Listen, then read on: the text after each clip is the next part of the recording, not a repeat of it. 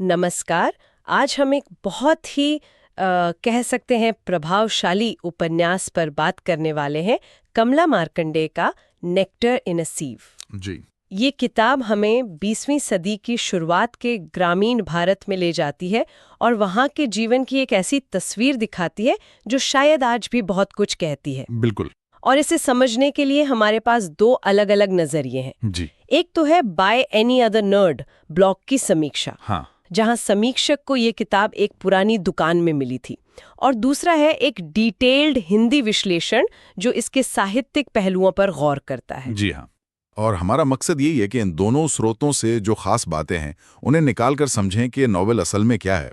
मतलब रुक्मिणी के संघर्ष, उस वक्त का समाज और इंसान की जो हिम्मत होती है ना, उसको समझने की कोशिश करेंगे। और ये टाइटल भी, नेक्टर इन अ सीव, छलनी में अमृत, कितना सोचने पर मजबूर करता है ना। बिल्कुल, जिसे कुछ हाथ ही नहीं आ रहा हो। हाँ, तो चलिए पहले उस ब्लॉग समीक्षा से शुरू करते हैं। By any other nerd, Lance Eaton ने लिखी है और 5 में से 5 स्टार दिए हैं। जी। तो ये समीक्षा शुरू ही ऐसे होती है कि कैसे उन्हें ये किताब मिली, मतलब एक सेकंड हैंड बुक स्टोर में, जैसे कोई छुपा हुआ खजाना मिल गया हो। अच्छा। और फिर वो कहानी पर आते हैं। रुक्मिणी, एक लड़की जिसकी कम उम्र में शादी होती है, 20वीं सदी की शुरुआत का गांव। समीक्षा ये भी बताती है कि वो अपने माँ बाप की तीसरी बेटी थी और दहेज की दिक्कत थी, जैसा उस जमाने में होता था। ओह। तो इसी वजह से उसकी शादी नेथन से हुई, जो एक गरीब किसान था, किराए की जमीन पर खेती करने वाला। हाँ बिल्कुल। समीक्षा बताती है कि नेथन गरीब जरूर था पर अच्छा इंसान था, मेहनती था, और दोनों मिलकर, मतलब रुक्मिणी और नाथन, अपनी छोटी सी जमीन पर गुजारा करने के लिए बहुत मेहनत करते हैं। साल बीतते हैं, बच्चे होते हैं, कुछ साथ रहते हैं, कुछ चले जाते हैं, लेकिन वो गरीबी, वो हमेशा साये की तरह साथ रहती है। जिंदगी मुश्किल ही रहती है और फिर हालात शायद और बिगड़ जाते हैं। सूखे का जिक्र था समीक्षा में, है ना? हाँ बिल्कुल। ब्लॉग पोस्ट में साफ लिखा है कि एक भयानक सूखा पड़ता है और वो उनकी पूरी दुनिया हिला देता है। फसलें खत्म, खाने के लाले, ओह। और फिर आखिरकार वो जमीन जिस पर वो टिके थे वो भी हाथ से निकल जाती है। ये तो बहुत ही दुखद है। हाँ बहुत। और बात यहीं खत्म नहीं होती। वो अपने एक बेटे को खोजने भी निकलते हैं जिससे सालों से मिले नहीं थे, एक आखिरी उम्मीद में शायद। और वो कोशिश भी नाकाम रहती है। मतलब दुख और बढ़ जाता है। तो ये तो साफ है कि ये कोई हल्की फुल्की खुशी वाली कहानी तो नहीं है। नहीं, बिल्कुल नहीं। समीक्षक ने इसकी तुलना किन किताबों से की है, जानना इंटरेस्टिंग होगा। हाँ, उन्होंने कुछ बहुत जानी मानी किताबों का जिक्र किया है, जैसे अपटन सिंक्लेयर की द जंगल, शिकागो की मीट पैकिंग इंडस्ट्री वाली, हाँ हाँ, क्लासिक है। और पर्ल बक की द गुड अर्थ, जो चीन के किसानों पर थी।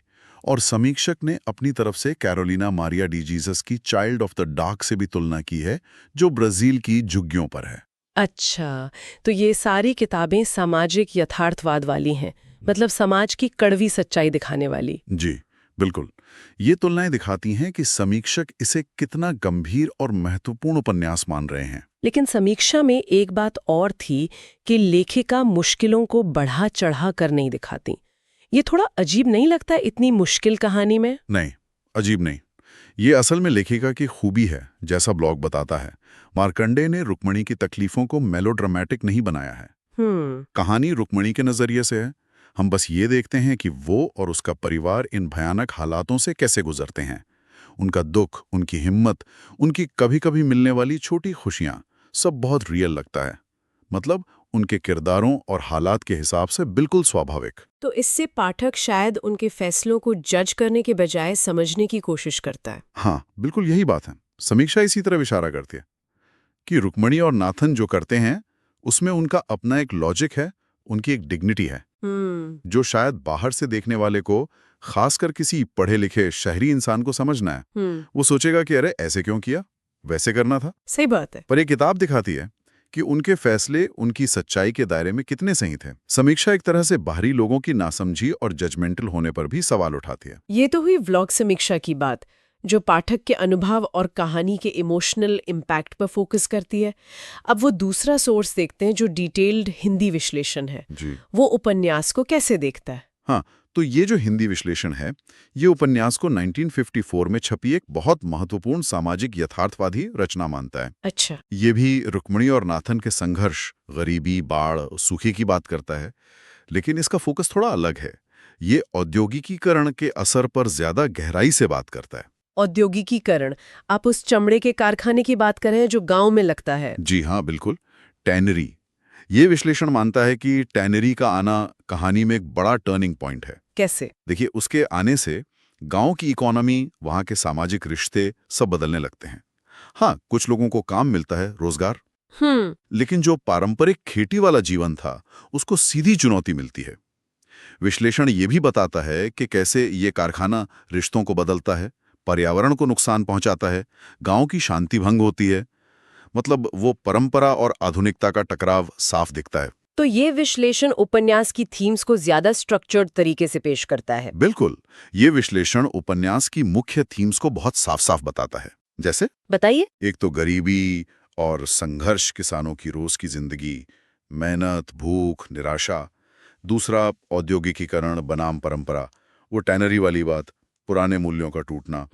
तीसरा नारी जीवन और धैर्य, रुक्मणी का नजरिया, उसकी सहन शक्ति, माँ होने का बोझ और उसकी हिम्मत। चौथा प्रकृति और भाग्य का खेल, बाढ़, सूखा, इंसान की बेबसी। और पांचवा मानवीय रिश्ते, खासकर रुक्मणी और नाथन का प्यार और त्याग, मुश्किलों के बावजूद। ये तो काफी डिटेल्ड एनालिसिस है। क्या इसमें साहित्यिक तकनीकों की भी बात हुई है, जैसे कहानी कहने का तरीका या किरदारों का सिंबलिज्म? हाँ, बिल्कुल। साहित्यिक पहलू पर भी ये काफी कुछ कहता है। जैसे ये इस बात पर जोर देता है कि कहानी फर्स्ट पर्सन में है, रुक्मणी की जुबानी, मैं शैली में। हाँ, ये ब्लॉग में भी था। जी, इससे पाठक सीधे रुक्मणी की फीलिंग से जुड़ जाता है, उसका दर्द, उसकी उम्मीदें, सब कुछ।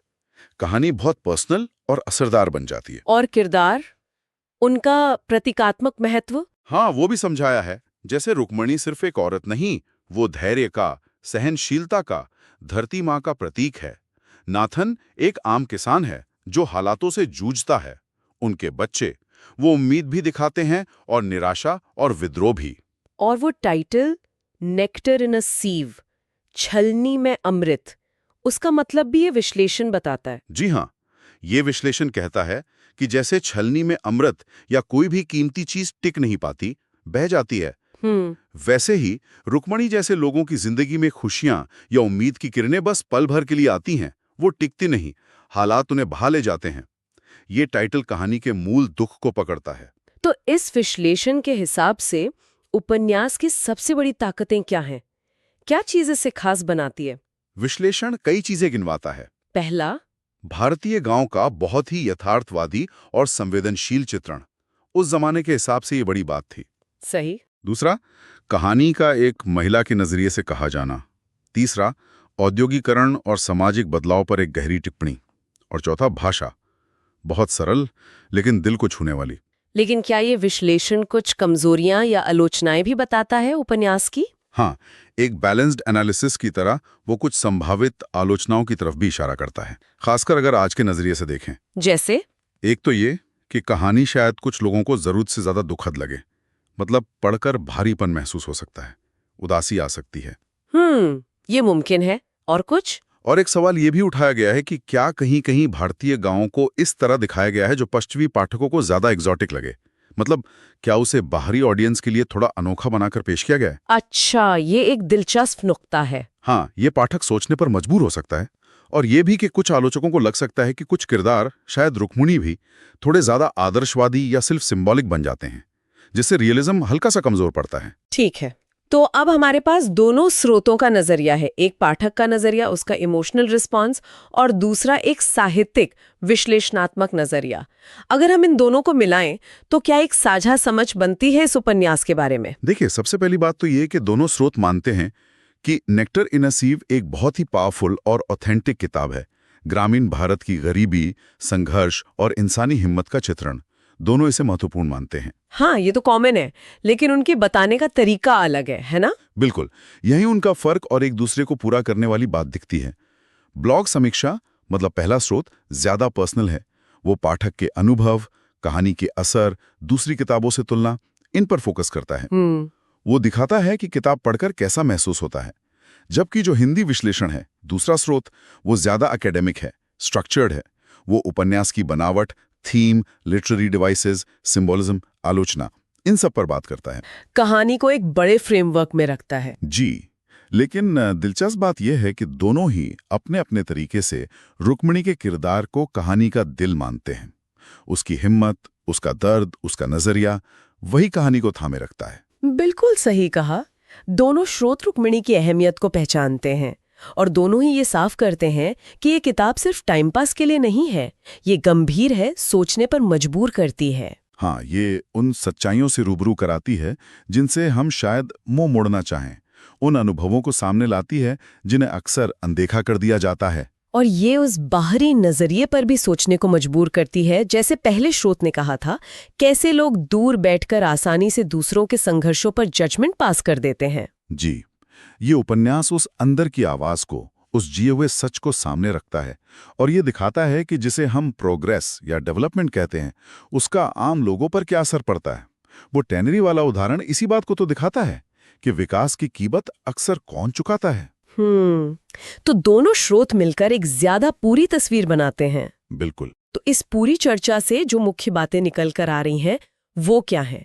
मतलब नेक्टर इन अ सीव सिर्फ गरीबी की कहानी तो नहीं है, ये उससे कहीं ज्यादा है। निश्चित रूप से ये कहानी है इंसान के जज्बे की, मुश्किल से मुश्किल हालात में भी टिके रहने की, प्यार और उम्मीद को बचाए रखने की। ये कहानी है परंपरा और आधुनिकता के टकराव की और उस बदलाव की पीड़ा की जो आम लोग झेलते हैं। ये दिखाती है कि सहन शक्ति का मतलब सिर्फ चुपचाप सहना नहीं, बल्कि अपनी गरिमा बनाए रखना भी है। और ये हमें याद दिलाता है कि जिसे हम बड़े पैमाने पर विकास कहते हैं ना, उसकी एक मानवीय कीमत होती है, जमीनी स्तर पर। बिल्कुल। और रुक्मिणी का नजरिया वो हमें उन आवाजों को सुनने की अहमियत बताता है जिन्हें अक्सर अनसुना कर दिया जाता है। और ये बात कि इसे द जंगल और द गुड अर्थ जैसी किताबों के बराबर रखा गया है, ये दिखाता है कि सामाजिक यथार्थ को ईमानदारी से पेश करने वाले साहित्य में कितनी ताकत होती है। सही कहा। ये सिर्फ जानकारी नहीं देता, ये पाठक को अंदर तक झकझोरता है। जी। तो इन स्रोतों से ही उभरता है। हाँ, जरूर।